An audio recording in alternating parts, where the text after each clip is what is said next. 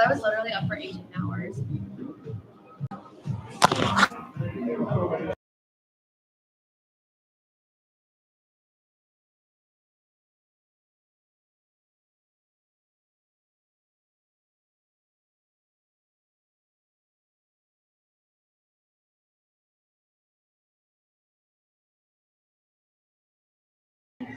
Yeah, it's a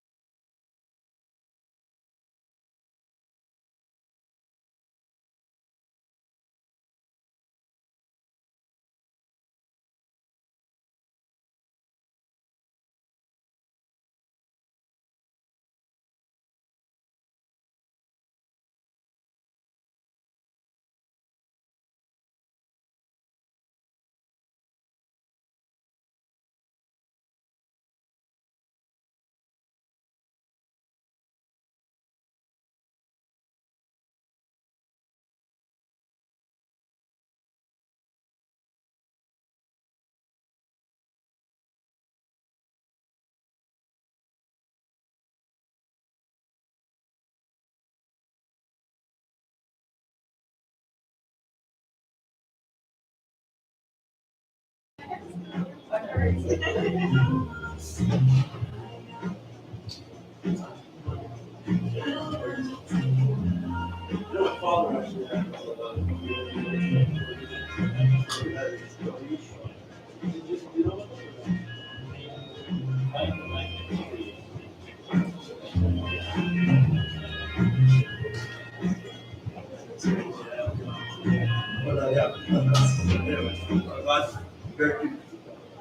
All right, we're going to start beginning now. Hi everyone, my name is Alan. Welcome to ScaleUp today. Usually I'm not the person emceeing, but I am the new assistant community manager here. So if you guys have any questions about Startup Vegas, go ahead and just let me know. But we're going to be moving on. If it is your guys' first time, welcome. This is just going to be a little bit of information. So we have Peter Tomasic, he's one of our co-founders, and we also have Heather Brown. She's usually at most of these events, maybe tonight was just a little bit busy for her. But moving on, if you guys haven't checked in, I would really appreciate if you guys check in. Last time we did ScaleUp, we talked about metrics, data. It's really important to do so. So this is just going to make it better for us as an organization to keep track of everyone and making sure that our attendance is high so that we can keep on funding these types of events and making sure that you guys are learning and getting stuff out of it as well.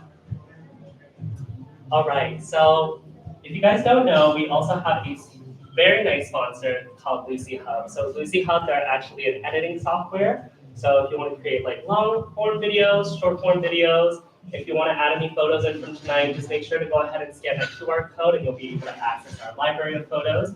And then that way we can create a highlight reel and hopefully you guys will see some lovely smiles that are familiar to yourselves.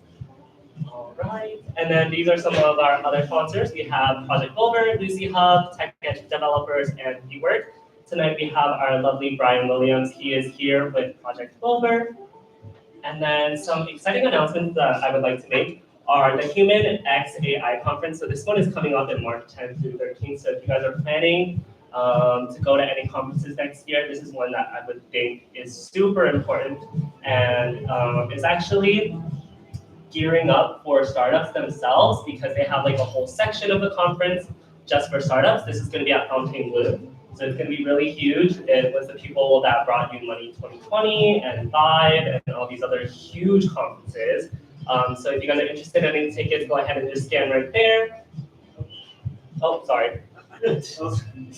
Scan right there. And it was Sorry. Yeah, so this one's really exciting. We were in contact with Andrew Blum. He was one of the co-founders of this conference, and there is going to be a lot of marketing material that's coming up soon. So if you guys have any questions, go ahead and just reach out to me or my coworker James. If anything, just comment anything on our LinkedIn, and I'll get back to you. And then some of the things that are coming up. So we have Level Up at CES. So this is going to be during CES weekend. It's not going to be at CES, but we have a venue called Historic Fifth Street. So this is going to be in downtown. This one's going to be a really, really exciting one. Hopefully we're going to be seeing a lot of people that are from out of state as well, and out of country even, since CES is such a big thing. Already, right now, I believe we have about 70 people RSVP'd. It's going to be a really big thing. If you guys aren't familiar with Level Up, it's basically a pitch kind of thing. It's almost like a Shark Tank. We'll have 3 presenters and then 4 panelists. And then the presenters are going to talk about a little bit about their company. And then as for the panelists, they get advice. And you, for the audience, you guys can also ask them questions as well, which is really cool. And then tomorrow is actually going to be our guest question. Sorry. There you go. Sorry. With regard to the provision, yes, that one.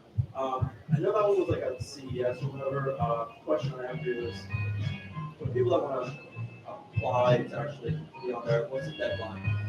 Yeah, for if you want to become a presenter and pitch your own company, I can actually send you a form, and we'll just talk afterwards. I'll send you a form, and then you'll fill out your information, and we see that it's fit to our audience for Level Up during that month, then we'll go ahead and select you. But if anyone ever has any questions about becoming a panelist, just go ahead and talk to me after, or connect with me on LinkedIn. I'm on Slack as well. Just message me and I'll send you the forms to go ahead and fill that out. Thank you. No problem. And then tomorrow is actually our last event. It is called Link Up. So this is a co-working day. Basically, I'll be talking a little bit about what moves on forward with Startup Vegas now that we're in our transition period of getting me to assistant community manager. But basically, everyone just comes in. We sit usually at one of the tables or one of the rooms, and we'll just chat. Everyone can be on your own. You can work in any other space. You don't have to be in our little circle, but we would appreciate it if you would be. But everyone just kind of networks and chats with each other. It's super nice and intimate. It's going to be from 11 to 4. Jimmy John's is what we ordered, so there's going to be food provided if you guys are interested in snacks. But I'll be here tomorrow, and then I'll just be working. But that is pretty much it. I'm going to go ahead and hand it off to Brian Williams now. He's going to be presenting about company culture.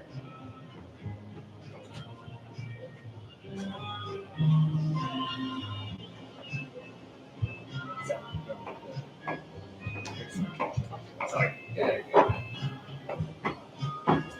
What's up, everyone? Thank you guys for all coming out. It's a small group tonight, so no microphone. It's nice and intimate. We'll keep it warm. Just a little housekeeping stuff here. Go back. You don't need to keep staring at my face. You see right here. But I'm head of investor relations for Project Wilbur. I started a couple of different companies, a couple that were successful, a couple that failed, that whole entrepreneurial journey. The most recent one that was a success was in the world of gaming and esports. Grew it to 10 countries, won some world championships, sold it to a media company during the pandemic. Transitioned over here to Project Wilbur, so I help connect quality companies with quality investors, which is partly this discussion we're having tonight on culture. But three of the core pillars, I guess you could say, or focuses that we have. We have a consulting arm. We do everything from startups to high growth companies. We have a software development arm. We have about 30 to 40 at any time that's in-house. Michael just joined our team actually, which is a big boost to our culture. I could say that for a fact, and we'll be talking a little bit about that in a second here. And then fundraising services. So if you're raising capital, we can help you with your pitch decks, getting everything set up for you guys, making sure you're ready to get out there and actually pitch to investors. Let me ask a question here. I assume we're all entrepreneurs. We either have a business, starting a business. How many people, show of hands, have written a business plan before? Awesome. How many people have written a culture plan? It's exactly the time when everybody's hands go down, including mine. I don't always write one, but the more I dove into that side, it's actually a really cool thing to look at. And we'll talk about some of it before, but companies like Netflix, HubSpot, they actually wrote decks that are 127, 128 pages, slides long on just culture. And it really sets the tone for your brand. So what is culture? Culture is how your team feels about working with you when you're not in the room, right? As the boss, you walk into the room, everybody's happy to see you, hopefully, smiling in your face. Yes, everything's great. The second you leave the room, that's when the company culture sets in, right? You want everybody doing what they're supposed to be doing, saying things they're supposed to be saying, right? So setting the culture of your business, very important from day one. And we'll get to some of that too. Two case examples. We're in one of the lovely buildings here from WeWork. Is everybody familiar with the famous burnout that WeWork had? It was a very chill, relaxed culture. They didn't set the tone. They tried. They would have monthly meetings. People would show up, turned into kind of all-night kegers. They were forced to be there. Kind of frat house culture, and some less than appropriate things started taking place at these functions. And it didn't stop, and it got the company in massive trouble, big financial hits to them. People started leaving. It was a very famous burnout, so to speak, but thankfully for this event and what we do here, they made it through that storm. Netflix, on the other hand, they're very clear with their company culture. Their CEO actually, when he started Netflix, he had the saying that culture eats strategy for breakfast. And I agree with that for the most part. you always have to have a strategy, even when it comes to culture. But it's the chicken and egg, the horse before the cart type of a thing. You have to have a strategy for culture in your company. We can all talk about our companies, right? So you sit down, you got your 30-second pitch, you got your 5-minute pitch, 10-minute pitch. We know our businesses in and out. But how many of us can actually say what our company is, who our company is, right? So you have to be able to tell people the core values of your company. And that becomes very important when we go and it's part of the biggest step when we are working with a new startup, we're coaching a founder to pitch to an investor. Part of my job is matching, as I said, the right company with the right investor. So if we have a high power, aggressive investor, we're not going to put them with a CEO that is more timid or a company that has different values. If the morals don't align, it doesn't matter how much the investor will understand the business, they're going to clash. There's going to be problems. We've seen it time and time again. There's actually a recent incident we had with one of our founders where it was a great fit. The investor was going to come in for $1 million. It's a local family office here in Vegas. It's a great opportunity. They're in the industry that this company is in. And when they met, they didn't quite hit it off for multiple reasons. The CEO is more of a timid CEO. And when the family office met them, they ended up pulling everything out. They actually wanted to buy the company and then grow it into this massive opportunity, take it public, the whole nine, but that deal fell apart simply because the cultures didn't match, right? So if you guys get a chance, we're not going to go over the Netflix deck here. It's extremely long. That is one that's 127 pages. It blows my mind when somebody can write 127 pages on culture, but it is actually a really cool read if you get a chance to sit down. We already asked the question, have you defined what your culture is? Are you laid back? Do you get to wear hoodies to the office every day? Do you require people to come to the office every day? It's a big topic with Elon Musk, Tesla. He's getting a lot of heat right now for telling people come back to the office. During the pandemic, we know all of us get to work remote as long as you're getting your job done. That's a cultural decision for the business. It's effective, not effective in some cases. You have to weigh the return that you're getting from your employees. Getting to the return side, the way you can actually measure the result from culture, what it's doing for your business, is in the employee portion. So as a business, we sell a product or a service, right? So look at the culture as the product for your employees. It's literally the thing your employees are buying into your business. There's a saying out there that employees don't quit companies, they quit bosses. So if the boss itself is part of the cultural problem, there's usually disconnects from the top level, the executive suites, down to the next managers, whether they're not being paid enough, whether they're not happy with the hours, their work, or their home life is something's going wrong. There's all kinds of things that it could be, and it gets passed down to the employees. So us as the entrepreneur, as the leader of our companies, we have to have a finger on the pulse of what is happening at each level of our business to know if we're getting that return. You'll start to feel it when you see high turnover.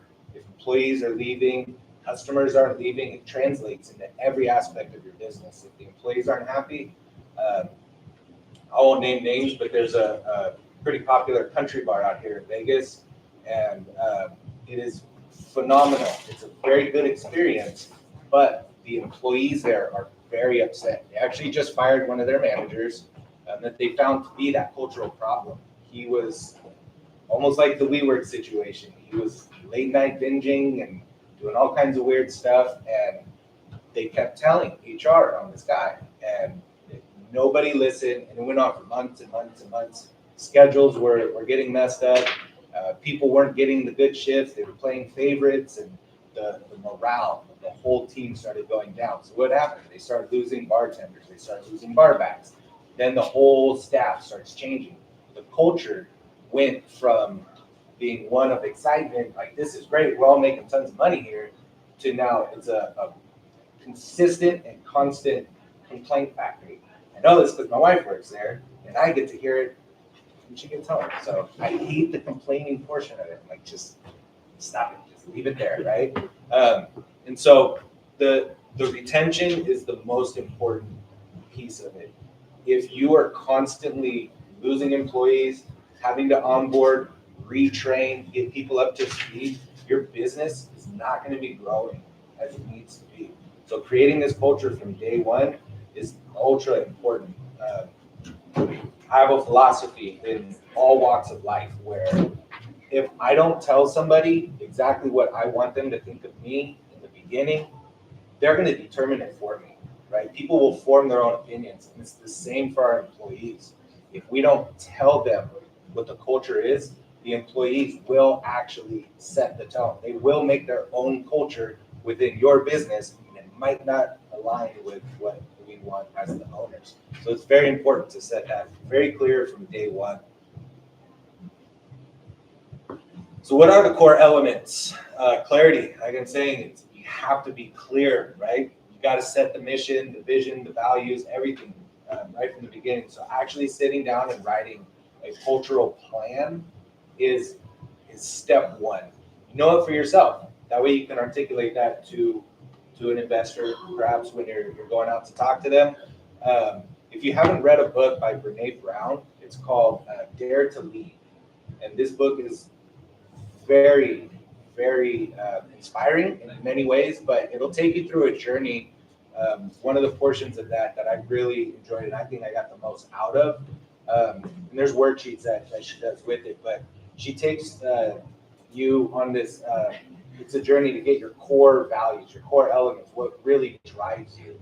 So you start out and you'll write a list of all of these driving emotions that you might have, whether it's money, family, the energy of things around you, whatever it is, you write all of these down, and then she helps you eliminate all of them. What you find is there's usually two that you can have a list of 100, and you'll find two that are really the key principles that really drive you. All the rest fall in those buckets. For me, it is family and energy. I like the people around me to be as positive as I am, not overly positive. I mean, people have bad days, tell me if I'm doing something wrong, but like positive energy, positivity breeds success, in my opinion. And then family, I do everything for my family. So if it's not benefiting, the money part falls under family, any other emotion you can think of. And so those are usually, when I start a business, the core values. It's the energy, it's the family. When I started my eSport org, it was exactly that. We literally treated these kids like they were a member of our family.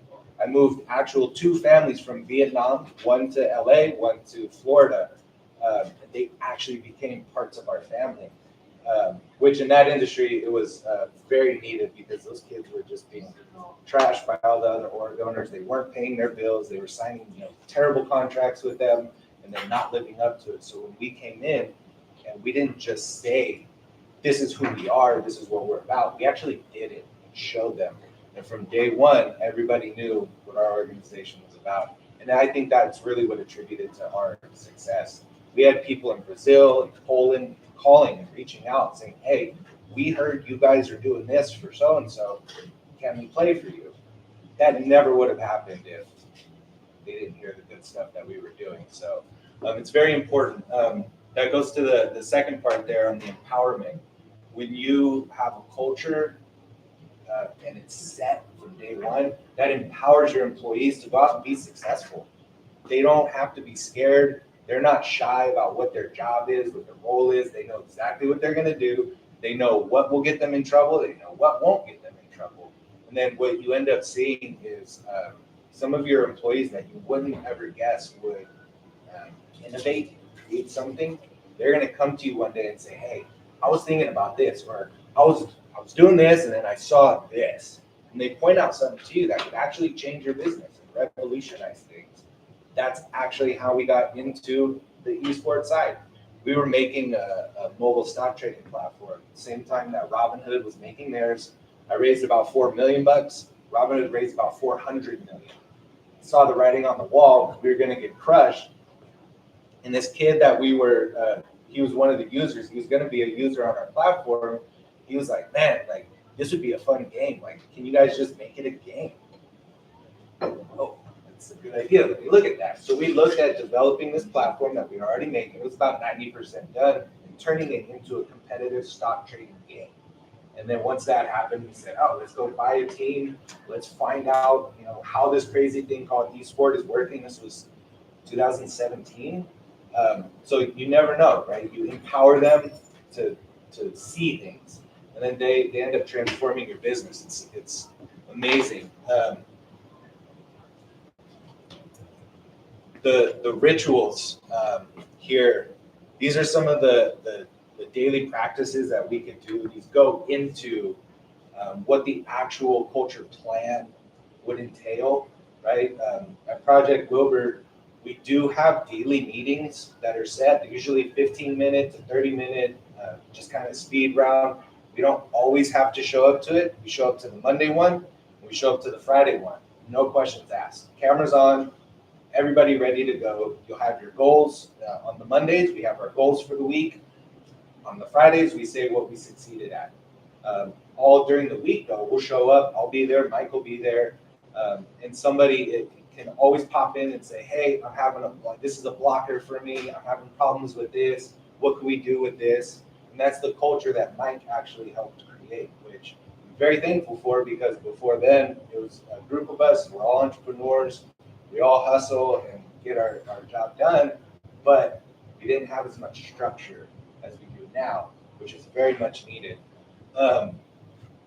HubSpot's culture code. That's another one of these decks. We're not going to go over it here because that one, I don't know if they were trying to one up Netflix, but Netflix is 127, HubSpot's is 128. So they literally just one up them. I don't know. The last slide is just like a haha slide or something. I don't know, but read them and actually look at them. They're really cool. They go into the philosophy that culture is a product, which really resonates with me, because we don't always think about what our employees are buying in this business, right? We have all the options in the world. I can go anywhere and do whatever I want to do. I'm sure anybody in this room could go get a job anywhere if they really wanted to. So why would you choose to work for your company? Right? You got to ask yourself these questions. The daily stand-ups we do, we celebrate milestones. If somebody closes a big deal, go out, we have drinks, we have dinners. We get together as a company, actually. Some people are remote, but hey, you know what? We all send emails. We message each other on Discord or Slack or whatever communication platform you have. Celebrate the wins. Treat people like they're a member of your family, a member of your family that you like. Because I know some of the family members we might be at odds with, so don't treat them like that one. But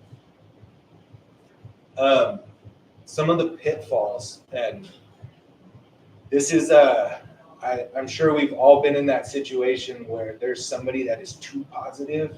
Just everything is always beautiful. You get a team of people around you, and it's just everything is good. Everything's going great. We crushed it this week, and nobody's really doing anything. I was actually involved with a nonprofit at one point that was exactly like this. There was like 20 or 30 people that were on this board. Everybody would get in these meetings, and it dragged on for over an hour, and it was just like cheerleading. It was people patting each other on the back, saying what good job you're doing, and meanwhile, nothing was happening. It was like monthly meetings, and nothing happened. It's the most frustrating thing in the world. So the toxic positivity is a real problem. Like, you need that good energy, but you also have to take a step back and say, like, guys, we're messing up. We need to actually go sell this thing or do this thing or build this thing. And it's not all roses and sunshine, right? So that is usually part of the misaligned values. When we go and we hire somebody or we bring in a partner, if you're a founder and you're looking for a technical co-founder and they don't match these values that you have, you're probably going to clash at some point. So you got to make sure that your values are aligned. only way we can make sure values are aligned is if we actually sit down and write a culture plan, or else, it's somebody just talking about it or thinking it. The drift actually starts happening when all of these things start kind of snowballing, right? So maybe somebody starts missing the weekly meeting or the daily meetings. The person that's too positive or too negative keeps chiming in, and the morale starts going down. We can go back to the example of the country place. It started out great, and then little by little, people start complaining, things start happening, the values start going away. Before you know it, you're left with a really toxic environment that nobody wants to work in. Revenues start going down, investors start bitching at you. It becomes a real problem. And from that point, it's really hard to turn around. You literally are going to have to find the problem, get rid of the problem, and start over from scratch. But I mean, is that really feasible? No. And so once that vision of who you are as the leader or the company changes for the negative, good luck getting it back. It's a very hard journey to do that. This goes into some of that part, right? Like, what do you actually do when people start drifting? You can fire people. You can try to nurture them. I actually care about people, so when I see somebody that is starting to drift, we don't just get on them and yell at them. I'm not a yeller. You don't just kick them out. Like, I actually sit down with people, find out what's going on, because you never know.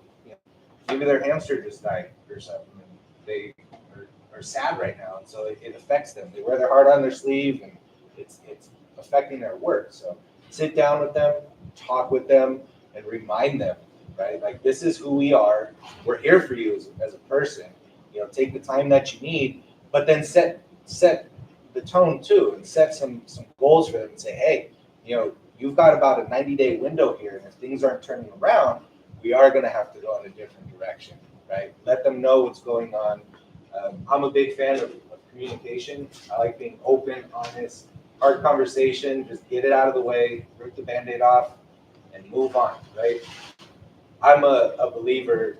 I have a theory that I'll put the ball in your court. It doesn't matter what the situation is. I will say what's on my mind. Give it to you. It's up to you to do it, right? If you want to listen, go for it. If you don't want to listen, okay, we both know what time it is. And so setting that tone is a big part of the culture that I like to create. But again, it goes back to the plan. If you don't have your plan on how you're going to address these situations, this all goes into that cultural plan. I was surprised to see you don't have, like, sometimes as you are changing your culture, perhaps you're becoming more operations focused.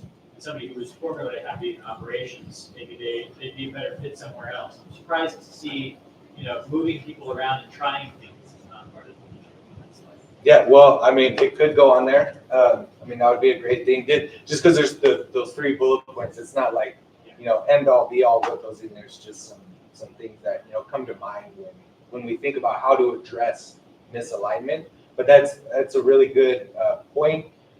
I would say make sure you're putting them in the right place. I do sit currently on the board of a nonprofit that's out here. It's a national nonprofit. I sit on the board of the chapter out here. I helped them start their gaming esports operations. And that exact thing happened. The people that work there are lifelong in their organization from the time they're kids. And when they're working, they're not necessarily the most savvy business people, but they hold executive roles. And so when one is found to not really be doing their job in the way they need him to, they couldn't just fire him. They moved into another role, but he's still performing the same in that same role. Well, a different role, but in that same capacity. So if you are moving people around, make sure you are putting them in a place where they can succeed. Don't set them up again for failure. Don't just move them somewhere else and hope for the best. But that is a good way to do it, right? That will sometimes re-energize people and keep them going. So that's a very good point. Again, start early. It begins on day one. This is a question that I always ask myself, especially in those tough times, right? If something is coming up that, it could be a tough conversation we have to have with one of the founders for an investor or one of the investors themselves. I always sit back and honestly, I don't sit there and think like, oh, is this aligning with my values? It's just naturally inbred in us. We know right from wrong. We know what we're about, but you do need to take time and sit and actually think about what you're doing. How is this? If I do this, how is it going to affect them? Is that how I want to be viewed? These are literally conversations I'm having with my 11-year-old son now. I'm telling him every day when he goes to school, he gets out of the car, I drop him off, tell him, who do you want to be today? And at first he's like, what do you mean? I'm like, well, your friend so-and-so, he's the nice one. This other friend, he's the brute. One of their friends, it's sad, but he's known as the liar. And said, how do they know you? What do you want to be known as? And so in the business, this is how we have to ask ourselves this too. And that will translate to our customers.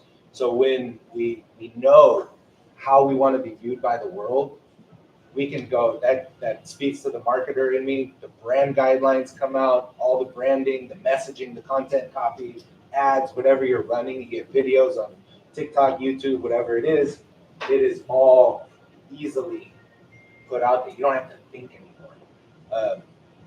Again, so this is, the more I dove into the culture side of things, it became one of the most important. I used to look at branding first. When I would start a business, my first business, so I made my business card first before I even did anything else. I'm like, oh, passing out my business cards. This look cool. And you make the website, you get the branding going. And then I would start working on the actual business, which is, this was about 20 years ago and completely the wrong way. So don't do that. But the culture side is the most important. I'm actually working on a new company now where it's odd to say because it goes against everything that I love as the marketer, but this new brand is not flashy, it's not sexy, it's not cool, it's literally infomercial-like. This is how I keep telling the people who are making the site now. This is just like an infomercial. Like, we're gonna sell them this cool service. Get it out there, high volume. You don't need this fancy moving site, like very plain.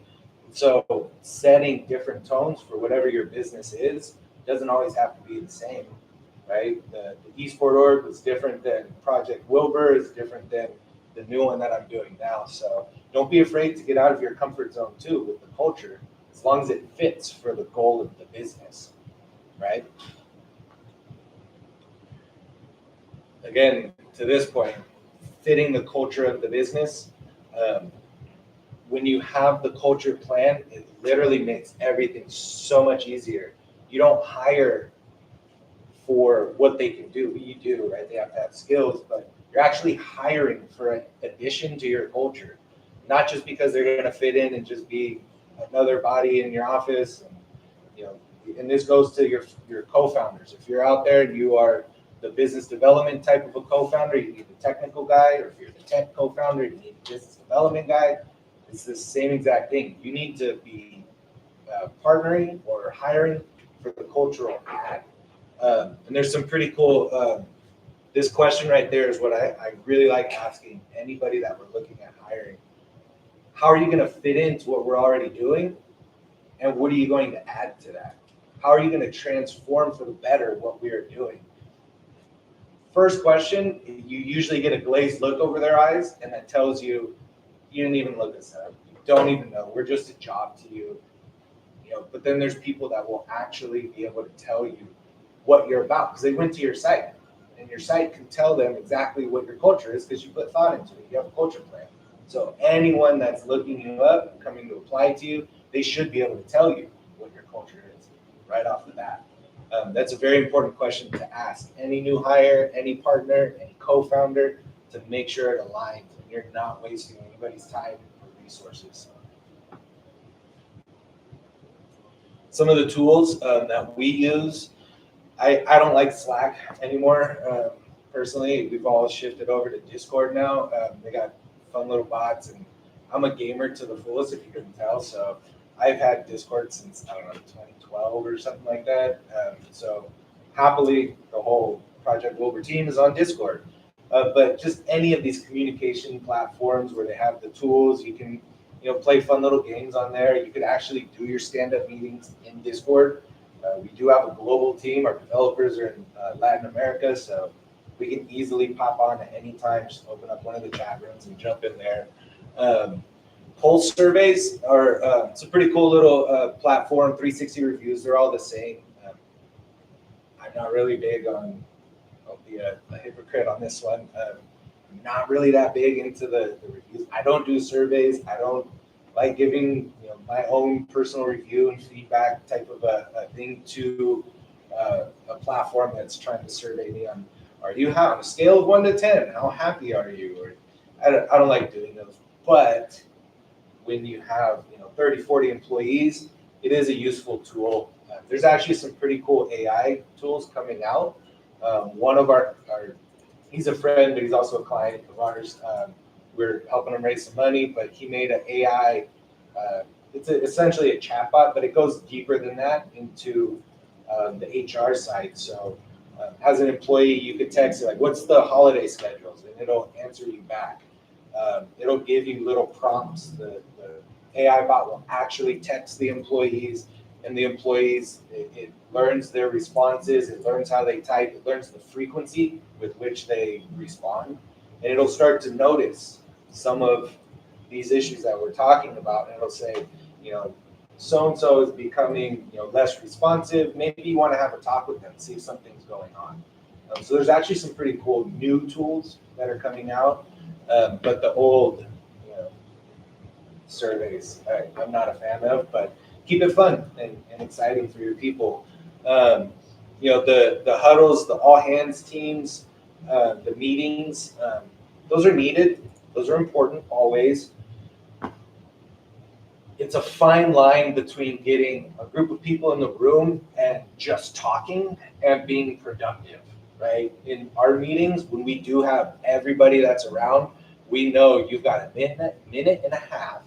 You're going to say what I'm doing, what I did, what I'm doing, what I'm going to do, and what I need help with. And then you move on, right? We have somebody that's always taking the notes. Again, an AI chatbot will take the notes. For the note takers, we use Fireflies. I don't know if you guys use Fireflies or Otter or whatever. Everybody seems to have one now, but those are great tools to speed up the meetings. But keeping everybody engaged. If you do work in the office, have fun events. Bring a magician in, do something fun. I saw a company that did that actually. They said it was a new employee, but he ended up being a magician and kind of did some cool tricks for everybody. They got a kick out of it. They laughed and went about their day, right? Just little cheesy things that kind of perk up the office. So how do you scale the culture? Just like another part of the business, right? You have your plan, everybody's involved, everybody's working with it. So these checks, when you go and you talk to people, how you doing? Good? Simple as that, even, right? You'll get somebody's feedback, you'll understand what they're going through. And when you see things that are working, you see people getting happier. It sounds easy, it sounds simple because it really is. In business, most of the time, it gets hard because we complicate it. We make it more difficult than it really needs to be. And same with setting the culture. Us as the leaders, we set the tone from the top. Lead by example, the old cliche saying. So, it's no different, right? And it literally takes on a life of itself. What you'll see is, like in the case of Netflix or even Zynga, if you guys remember the old company Zynga, they made a bunch of the games back in the day. I used to own a HVAC company in the Bay Area. That was one of my first companies, and that was one of our clients. And so we went to their building in San Francisco, and it was the first one that I saw where walked in. I swear it looked like Dave and Buster's. It was like this big spiral of a building. They had personal chefs. They had people sleeping in it looked like a beautiful 5-star lounge over there. Guys playing ping pong, girls shooting basketball, like all on the floor. It's like, where? I thought we were going to Zynga. And they were like, no, this is it. They made that whole environment so friendly, welcoming. You could bring your animals there. They had gyms, they had showers. People slept in their offices there because they were more productive. And so, scaling that type of a culture, you have to weigh the today. Back then that worked because it was new, it was cool. Now, in my opinion, I think things are transitioning more traditional, where there are still these amenities that you get, you have fun, but people are starting to come back to, let's call it ground zero, back to level. Go to work, go in the office, get your work done, you go home. You guys can leave and go play. As long as you're getting your job done and being productive, it doesn't matter. Like take half the day. If you got everything done today, take the rest of the day. Go do something fun with yourself. The buildings, the spaces, those became incredibly expensive. And so you have to think about other ways to scale that exciting culture that you want to create in your business. It's not just, put a ping pong table or a game room inside of your building anymore. To me, it's more experiential. It's relationship driven. You can look at Las Vegas, what has happened over the last decade. When the collapse happened in 2008, Vegas lost a generation of wealth, right? Money that they had planned for. Vegas lives 20 years in the future. Planned for it. That's gone, never coming back. They pivoted to experiences. So you started seeing the pools popping up, the day clubs. Now, 10 years later, those are kind of running its course. One of them shutting down. There's another one that's going to open up, but the excitement over that is already fading. And so, what is the next? What are they doing next? We're bringing in the sports teams. Now we're a sports town. And so if you look at, your business, kind of how Vegas has done it themselves, what is the next? How are we going to engage, energize our employees? And to me, it's the experiences, it's the relationships. If you create the culture and people actually like each other inside the workplace, it's not just a coworker, that's when you're going to go out afterwards. You're going to have a drink with them. You're going to go to dinner. You're going to go see a show together. And when you have that environment, that's when more production happens inside your own business. It's very, very important.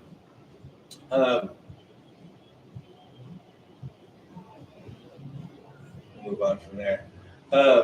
So these are two examples of something that happened that was good, Google, and something that was bad with Kodak. Kodak had such a huge opportunity to become like the only digital player, and they had so many people telling them, but the culture at the top was one of, nope, we are print, we are this, we are that, we're never changing. Which, in today's age, for us, all of us, I'm sure would agree, that's just crazy. How could you ever say we're not going to adapt to innovation and change? Like it just blows your mind, but that was their culture. And so looking ahead to the pitfalls of what your culture can actually create, too much chill vibe, that could be a bad thing, right? People get lax, hey, what's up, bro? And nobody doing their work because I'll get to it. It's all good as long as I do it in the end, right? It can always become a problem. Too much of a good thing, right? It can be a problem. And so if you look up the story of Google and how they actually started succeeding, they supported innovation. They hire from within, they bring people up. So many of the founders that we work with, they were, product lead here, or I led this department. I had a team of 35, all from Google, Meta, Amazon. And it's a repeated story time and time again. And it's because they empowered their people through their culture, right? That was the culture. We see a superstar in you, we're gonna give you people under you, and we're gonna help you succeed. They grew, made some great products that we all use. And on the other hand, somebody that was very rigid was like, nope, we're not innovating. Kids nowadays, ask them, what do you think of Kodak? Like, what the hell is Kodak? They don't even know what it is, right? They're just gone. And that can happen to any one of our businesses at any time. again, the leadership's role is setting that tone. Look at the Kodaks, the Googles, the Netflix, the WeWorks, so many examples. Elon is a very polarizing figure right now, whether you love him or you hate him. He's setting the tone. He's setting that culture. He's very clear, very direct, and he's living it. He does walk what he talks, and he does do these things. He's, is that type of a leader. So I'm not saying to model yourself after him, but we can all learn lessons from his approach to things. And so, being the guy, the leader, the girl that does it all by example is very important because everybody is watching, right? I mean, startup founders tend to thrive more in higher risk or ambiguous situations. So I can imagine it would be good to hire somebody at some point while you're scaling the culture who is better at setting a more clear and less ambiguity in the culture so that it can scale. You're not wrong. I'm all over the place. The way my brain works, I have to be doing 20 different things. I have all these different deals, pokers in the fire, whatever you want to call them.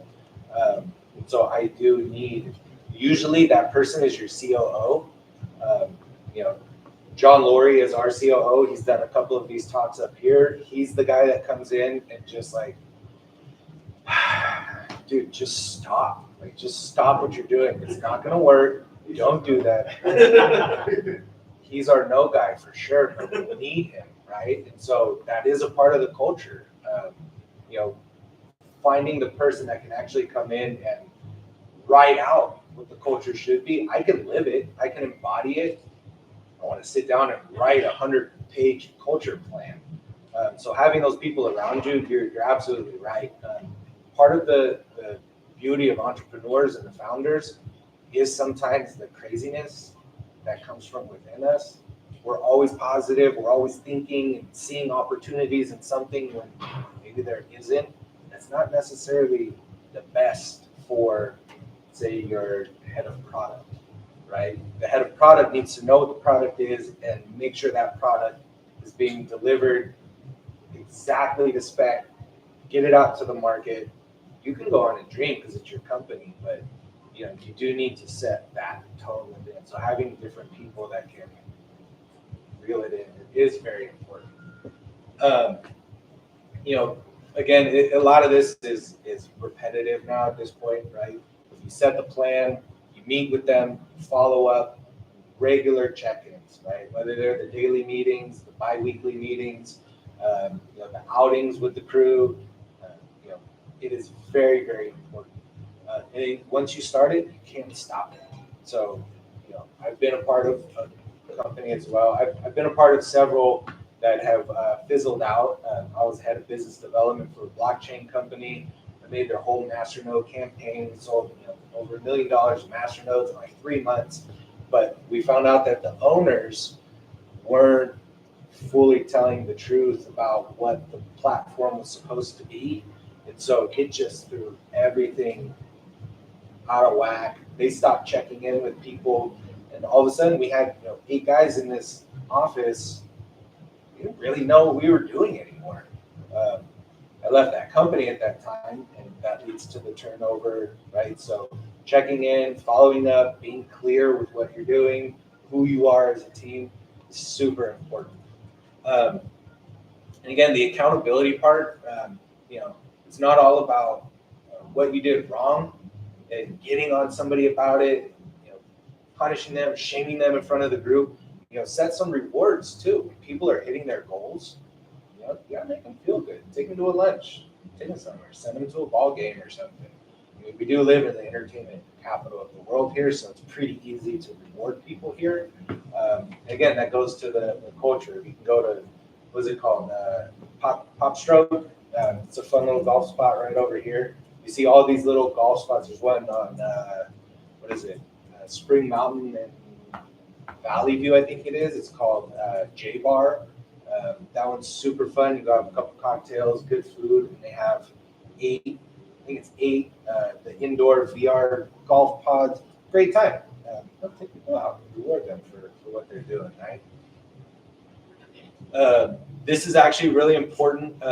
Again, we won't go into how it's all done, but look into some of these metrics, the employee net promoter score, the attention rates, the survey results, whether it's through AI means or the actual, put a piece of paper in front of them and get their feedback from it.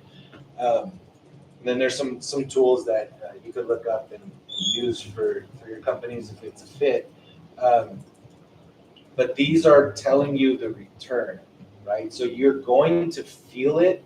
You'll feel the success of your culture campaigns by the engagement you're getting from your employees. If you're seeing people leaving, if you're seeing customers running for the hills, or when you're talking to investors as a startup, we feel it first when we talk to the investors.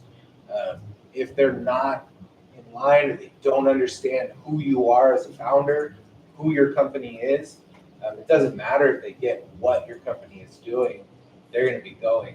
And so these are just some of the metrics that some of the larger companies have used to measure. Simple question, but employee net promoter score, what's used to measure that?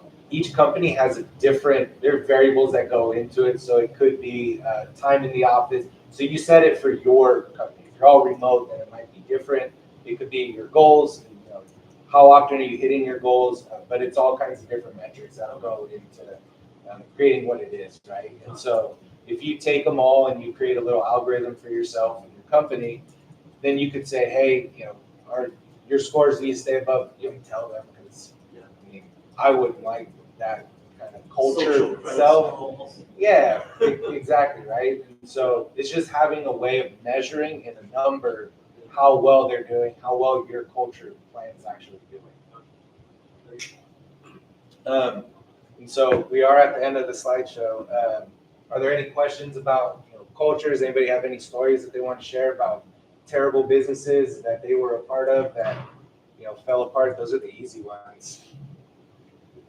Yeah, so the first investment bank that I worked for, the CEO, I worked on a side project with him directly. It was a boutique firm.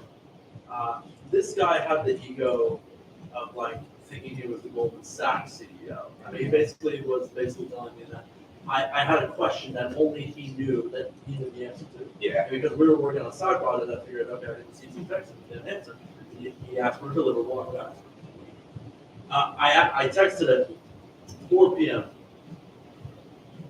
Text me hours later. It's a little bit inappropriate for you to be texting me this late in the day. Okay, all right, noted. And then I go to, and then so I'm, I have a PTSD from that. And then I go to my next firm, my next investment firm, and my CEO, my COO are basically telling me why the fuck are you not texting me? Yeah.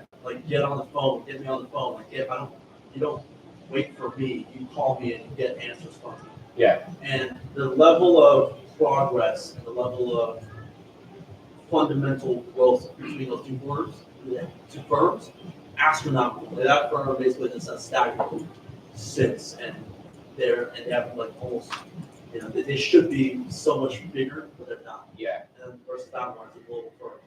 So setting healthy boundaries is not a bad thing. I think he went about it wrong, right? I have a family at home.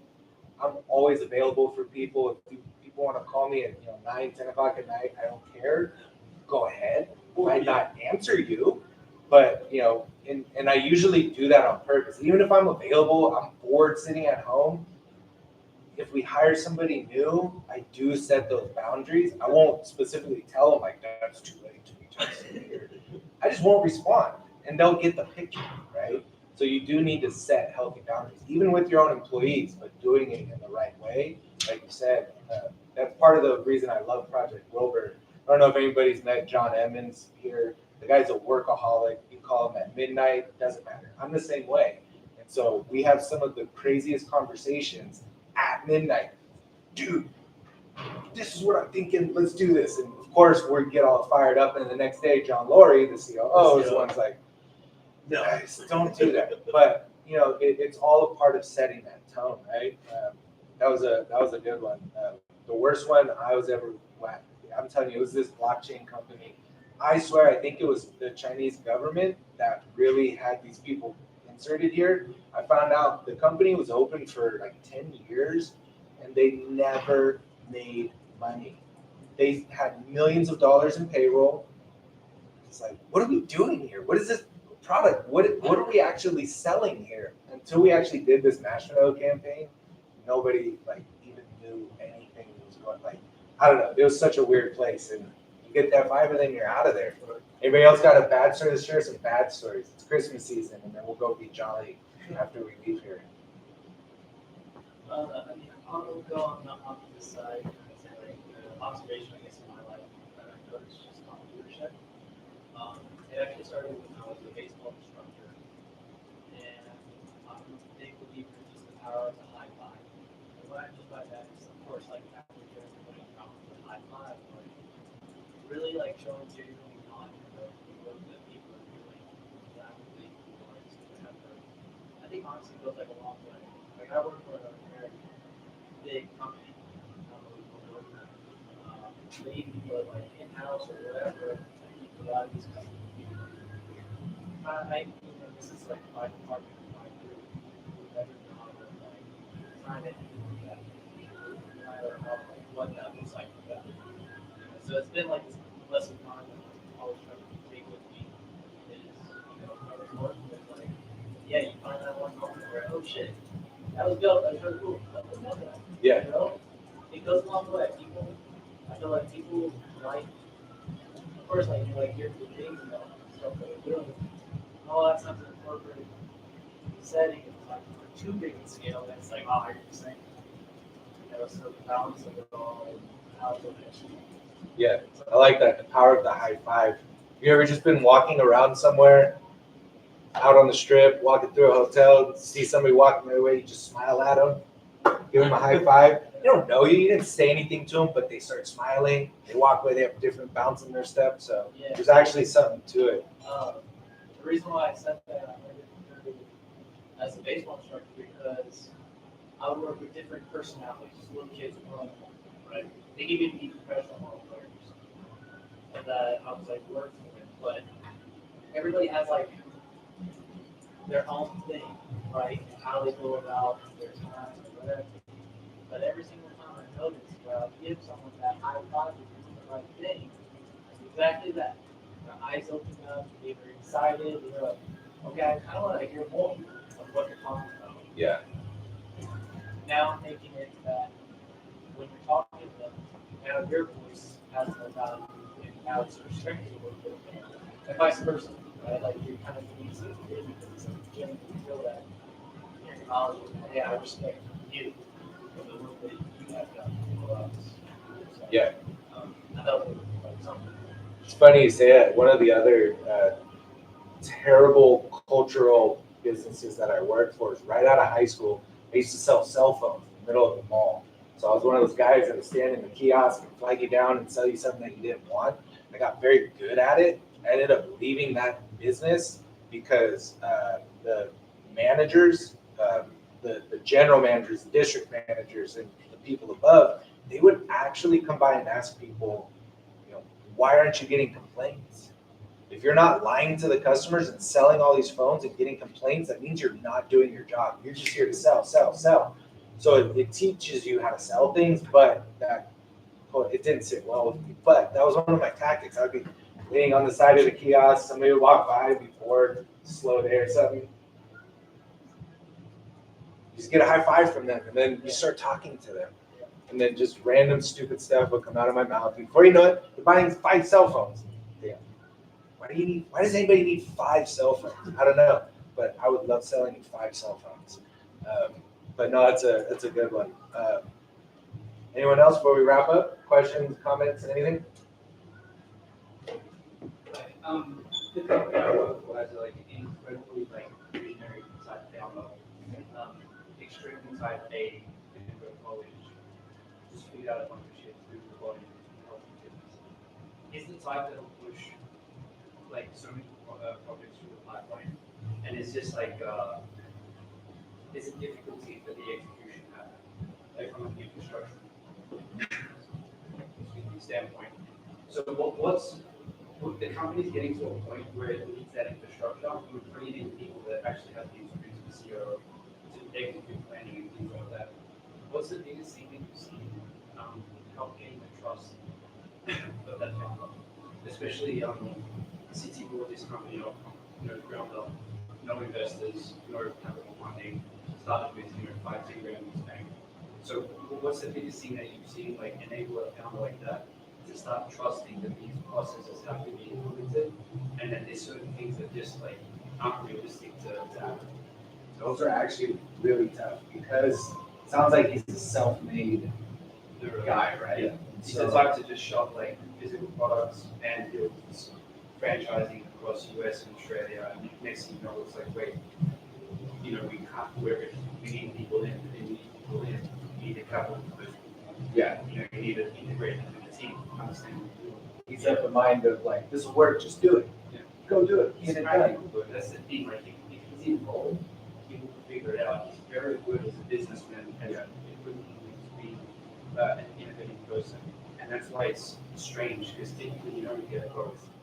You know what I'm saying? You have innovation and creativity minus the I guess, planning and execution.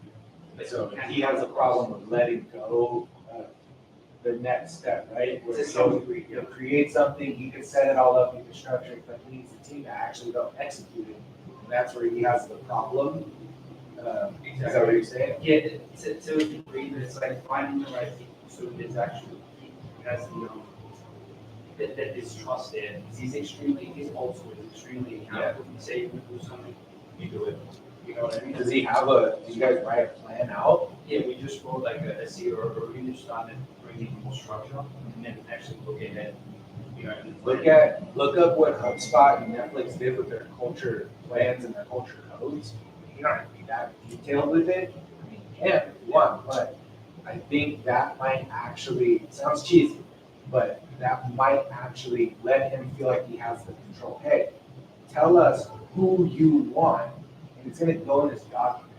And if people don't match this document, they're not gonna be hired by us. So at least then he knows the type of person that's gonna be hired into these roles are gonna be people that he doesn't have to actually talk to them or interview them, but he'll know that they're the right type of person, right? Not just that they're accomplished.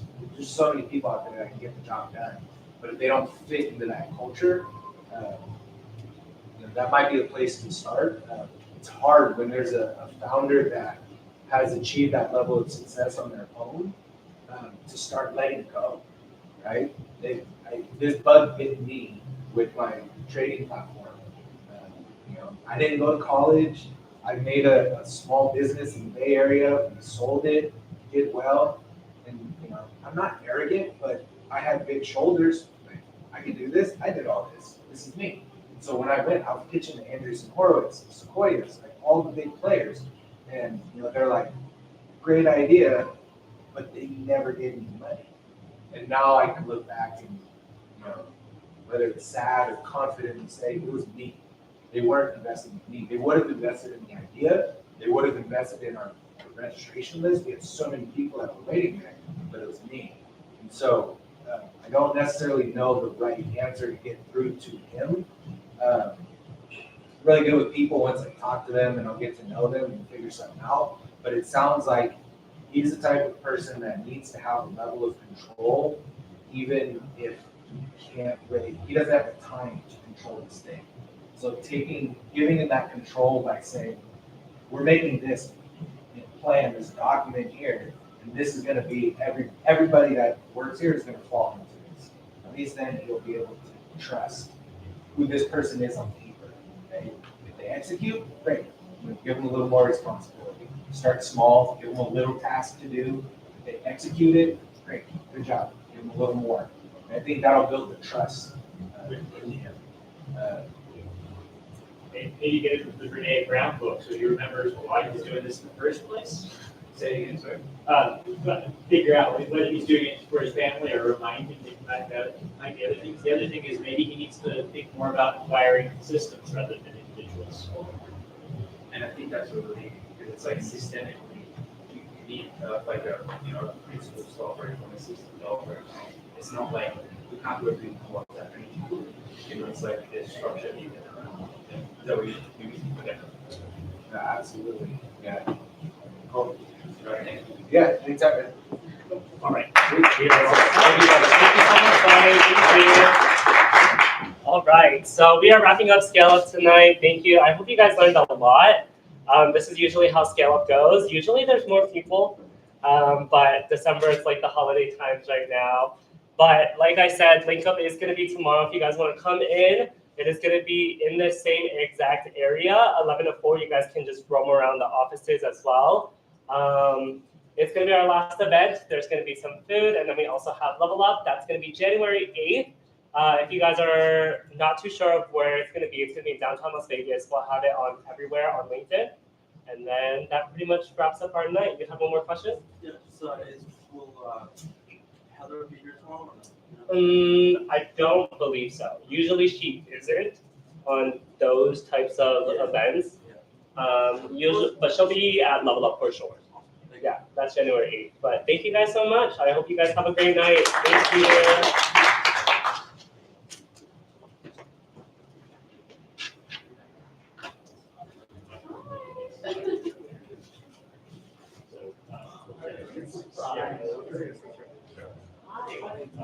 I need to give you my LinkedIn, and I will have to send you the form tomorrow. I don't have access to my phone.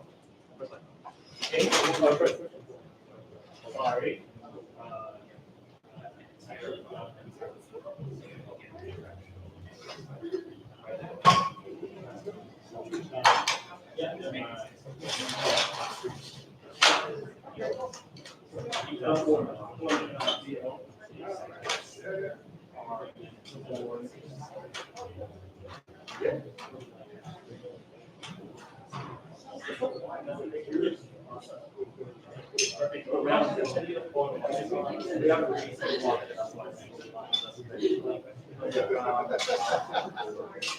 I just thought that would be cool.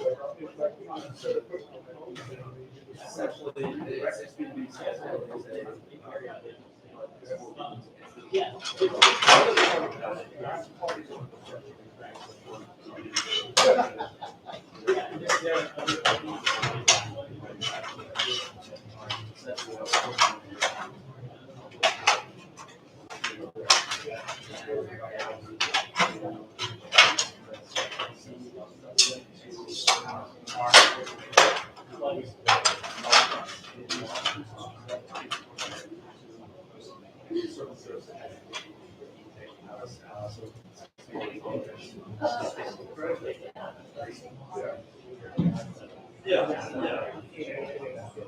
Well, you know,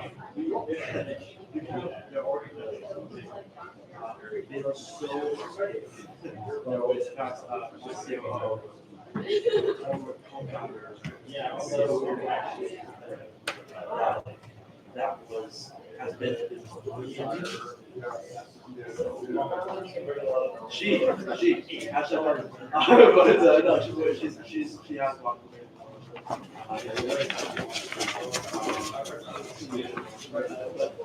Bigger question is,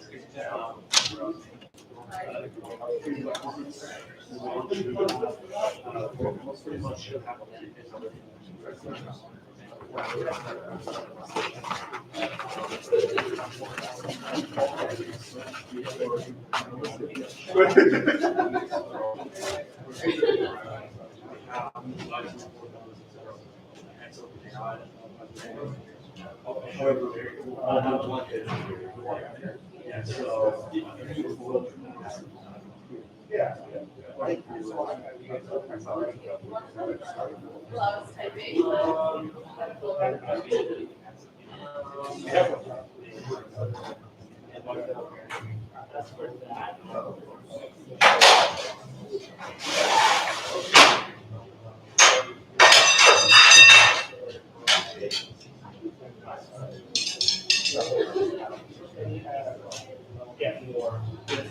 yeah. Yeah, I think it'll be ready by January.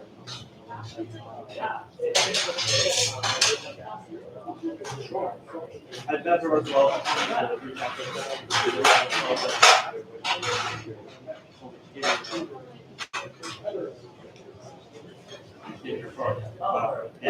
Yeah, and she told me to.